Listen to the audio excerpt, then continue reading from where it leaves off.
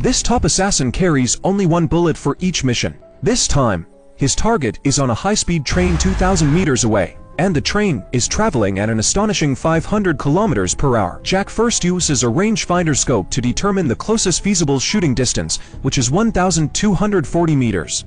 Next, he measures the wind speed, wind direction, and air humidity, and uses this data to adjust the trajectory of his sniper rifle. Finally, he loads the bullet, chambers it, and waits quietly for the target to appear. While moving his hands from time to time to prevent his fingers from stiffening, the train speeds along the track, and Jack aims at the moving target through the scope. Just as he is about to pull the trigger, he notices a little girl standing next to the target, so he quickly shifts the sniper rifle to the left. At the moment the train enters the tunnel, he pulls the trigger without hesitation.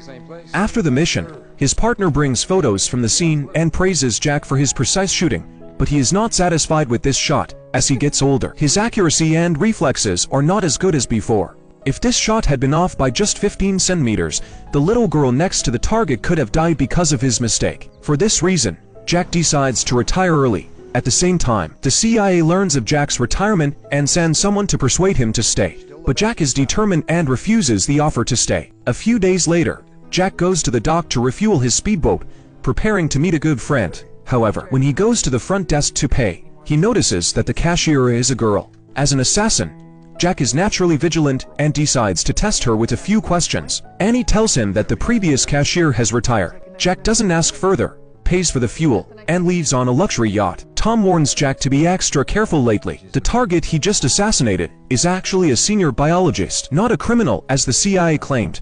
Tom believes that someone within the CIA altered the information, suspects they are hiding the truth for an ulterior motive, and also gives Jack the address of a contact.